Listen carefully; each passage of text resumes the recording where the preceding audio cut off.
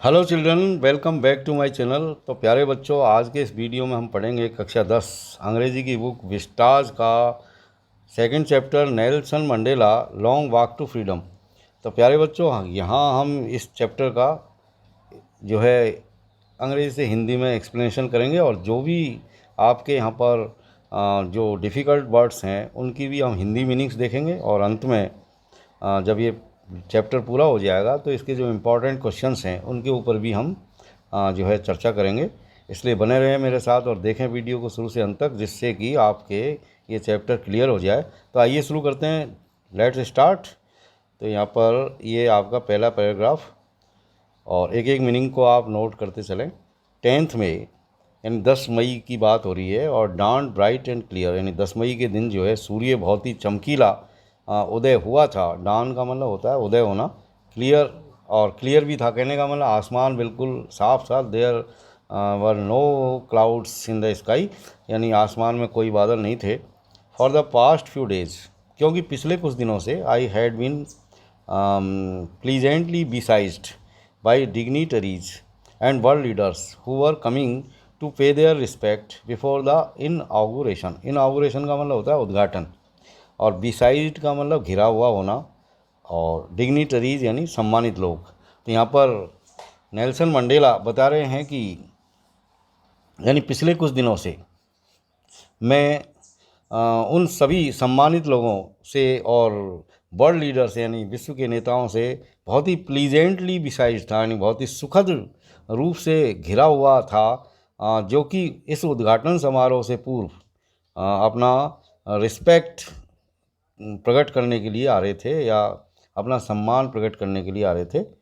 और आगे देखिए, the inauguration would be the largest gathering. ये जो इनागुरेशन जो हो रहा था, जो उद्घाटन हो रहा था, ये संभवतः बहुत ही लार्जेस्ट गैदरिंग थी यानी बहुत सबसे बड़ी भीड़ थी यानी सबसे ज़्यादा यहाँ पर लोग इकट्ठे हो रहे थे एवर ऑफ इंटरनेशनल लीडर्स यानी इस ऑन साउथ अफ्रीकन सॉइल यानी अफ्रीका की यानी साउथ अफ्रीका की ज़मीन पर अब तक कभी इतनी बड़ी भीड़ यहाँ पर इकट्ठी नहीं हुई थी इंटरनेशनल लीडर्स की यानी अंतर्राष्ट्रीय नेताओं की।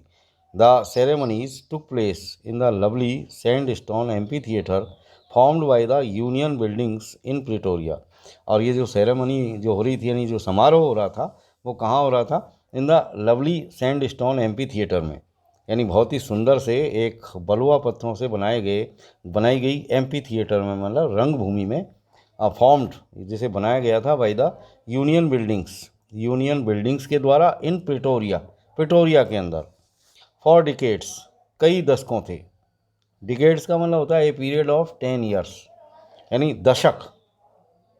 तो फॉर डिकेड्स यानी कई दशकों से this had been the seat of white supremacy यानी ये जो प्रिटोरिया जो जगह है, जो शहर है, ये वाइट सुप्रीमेसी की सीट रही थी। कहने का मतलब यहाँ पर गौरों की सर्वोच्चता का ये स्थान रहा था। एंड नाउ और अब it was the site of A rainbow gathering यानी इंद्रधनुषी भीड़ of different colours and Nations for the installation of south Africa's first democratic non racial government. Democratic का मतलब प्रजातांत्रिक और नॉन रेशियल यानी रंग भेदी। कहने का मतलब नॉन रेशियल जिसमें किसी तरह का रंग भेद नहीं होता है, ऐसी गवर्नमेंट यानी सरकार। इंस्टॉलेशन का मतलब होता है स्थापना करना। डिफरेंट कलर्स यानी अलग अलग या भिन्न भिन्न रंग। रेनबो गैदरिंग यानी इंद्रधनुषी भीड़। तो अब यहाँ पर क्या हो रहा था? एंड नाउ यानी अब क्या हो रहा था यहाँ पर? यानी अब जो है ये विभिन्न रंगों के लोगों तथा दक्षिण अफ्रीका की प्रथम गैर नस्लवादी लोकतांत्रिक सरकार की इंस्टॉलेशन के लिए यानी स्थापना के लिए आए डिफरेंट नेशंस के जो लीडर्स थे यानी जो विभिन्न राष्ट्रों के जो लोग थे, उनका यहाँ पर इंद्रधनुषी जो है भीड़ इस स्थल पर जमा थी। अब आगे देखिए, on that lovely autumn day autumn day का मतलब होता है पतझड़ का दिन। कहने का मतलब लवली यानी प्यारा।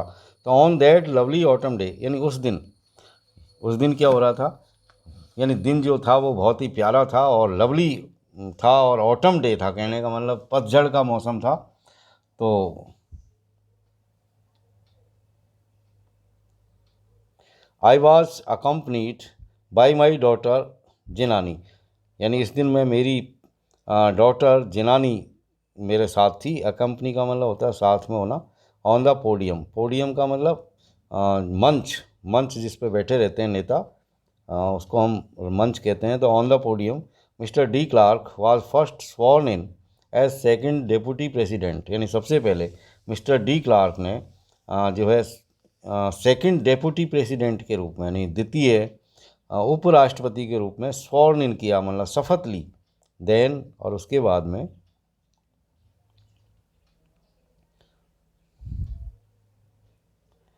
थांबो Mbeki was sworn in as first deputy president, यानी थांबो अम्बेकी ने डेप्यूटी फर्स्ट डेप्यूटी प्रेसिडेंट के रूप में, यानी प्रथम उपराष्ट्रपति के रूप में शपथ ली। When it was my turn, अब मेरी बारी आई और मैंने भी शपथ ली। और मैंने किस बात की शपथ ली? I pledged to obey and uphold the Constitution and to devote myself to the well-being of the Republic and its people, यानी अब मेरी भी बारी आई और मैंने भी जो है शपथ ली। किस बात की?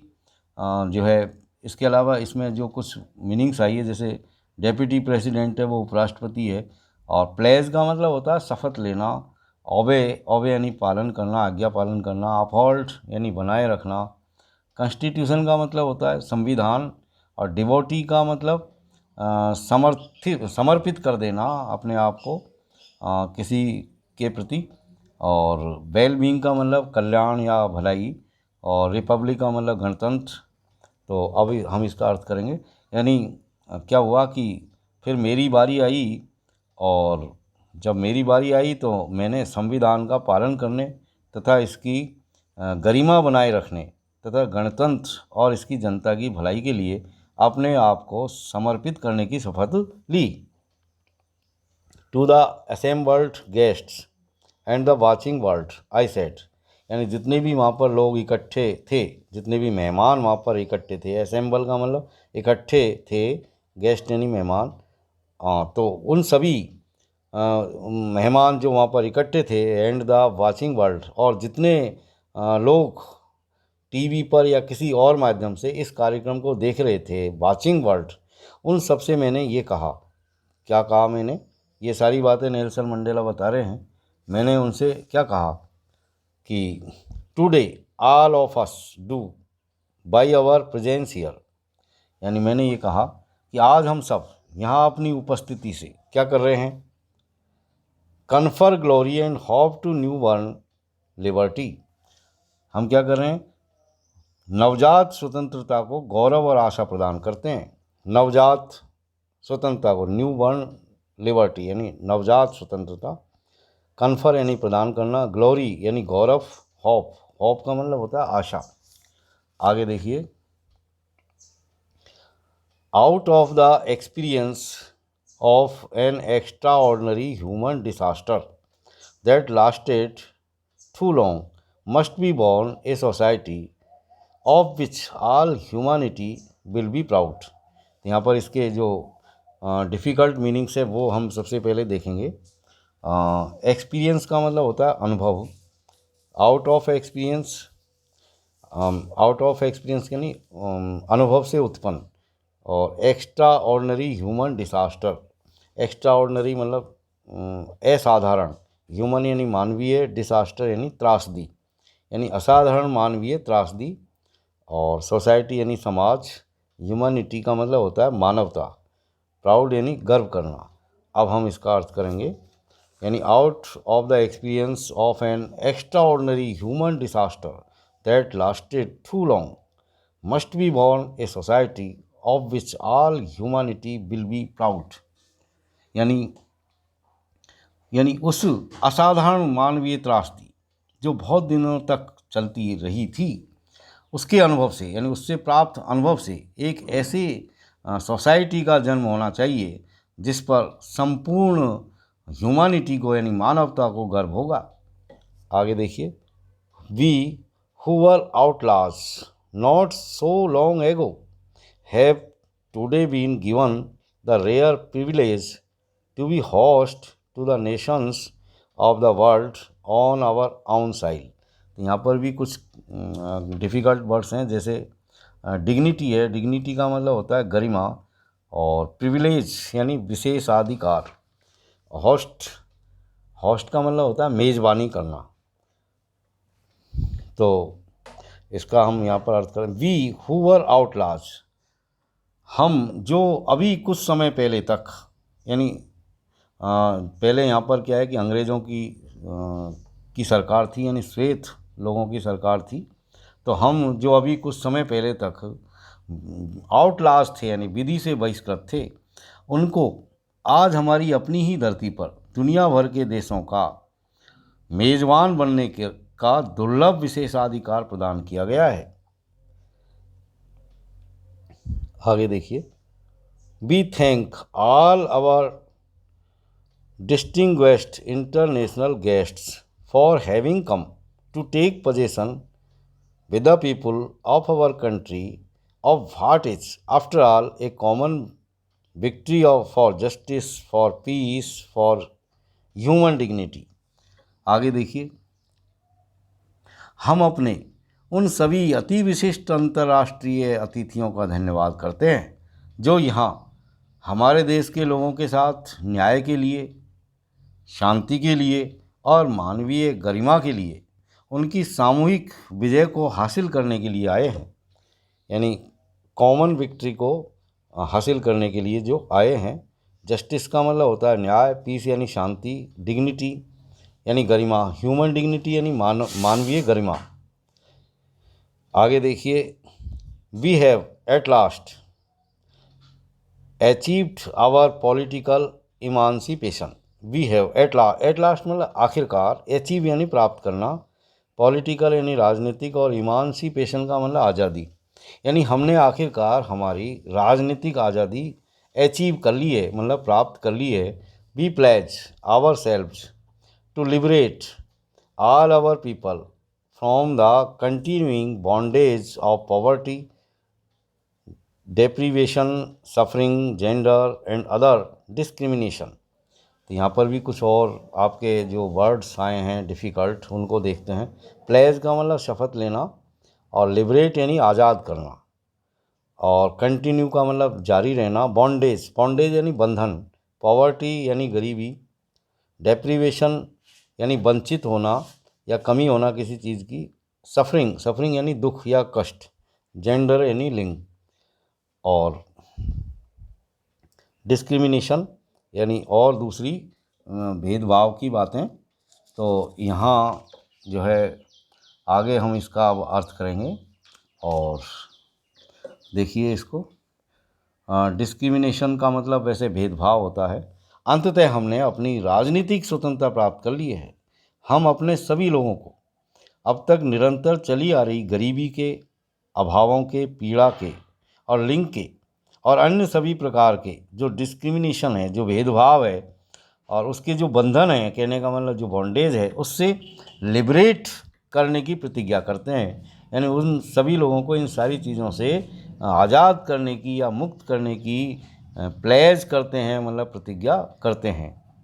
Never never and never again shall it be that this beautiful land will again experience the oppression of one by another, यानी ये जो धरती है, जो यहाँ पर लिखा गया है कि ब्यूटीफुल लैंड यानी सुंदर जो धरती है, ये हमारी जो सुंदर धरती है, ये दोबारा से कभी एक व्यक्ति के दूसरे व्यक्ति द्वारा जो ऑपरेशन हो रहा है, जो उत्पीड़न हो रहा है, उसका कभी भी जो है उसका अनुभव नहीं करेगी, यानी कभी नहीं, जो जैसे आया नेवर नेवर नेवर, यानी कभी भी यहाँ पर इस धरती पर एक व्यक्ति का दूसरे व्यक्ति के द्वारा उत्पीड़न नहीं होगा, ऑपरेशन नहीं होगा। The sun shall never set on so glorious a human achievement, human यानी मानवीय, अचीवमेंट यानी उपलब्धि, ग्लोरियस यानी गौरवशाली, यानी इतना गौरवशाली मानवीय उपलब्धि, यानी इतनी बड़ी जो हमारी ये गौरवशाली जो मानवीय हमने उपलब्धि हासिल की है, तो यहाँ का जो सूर्य है वो कभी भी अस्त नहीं होगा।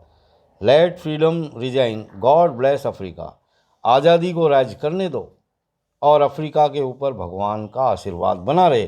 तो प्यारे बच्चों, यहाँ पर ये कुछ क्वेश्चन आंसर्स हैं। जैसे ये पहला क्वेश्चन है आपका, where did the ceremonies take place. पहला तो ये पूछा गया आपसे कि ये जो सारी सेरेमनीज जो हो रही है, जो समारोह हो रहा है, ये कहाँ टेक प्लेस, मानी कहाँ हुआ था ये। तो जैसा इसी में लाइन आई थी, प्रिटोरिया के अंदर ये हुआ था, यूनियन बिल्डिंग्स के अंदर, और वहाँ पर एक एमपी थिएटर बनाया गया और वहाँ पर ये हुआ था सारा का सारा ceremony. Can you name any public building in India that are made of sandstone. क्या आप बता सकते हैं कि भारत के अंदर भी इस तरह की कोई पब्लिक बिल्डिंग है क्यों जो सैंडस्टोन से बनी हुई हो, यानी बलुआ पत्थरों से बनी हुई हो। तो ये आपको यहाँ पर बताना है। दूसरा क्वेश्चन देखिए, कैन यू से, क्या आप बता सकते हैं कि how 10 May is an autumn day in South Africa. यानी साउथ अफ्रीका के अंदर जो 10 मई का दिन होता है वो ऑटम डे क्यों है, यानी वो कैसे होता है ऑटम डे। तो ये आपको यहाँ पर ये क्वेश्चन करने हैं। तो आइए अब हम इस चैप्टर को यहाँ पर आगे बढ़ाने से पहले, क्योंकि समय काफ़ी हो गया है, तो अगले वीडियो में फिर हम इसका नेक्स्ट पार्ट यहाँ पर पढ़ेंगे। तब तक के लिए आपसे मैं विदा लेता हूँ। Thank you very much for watching.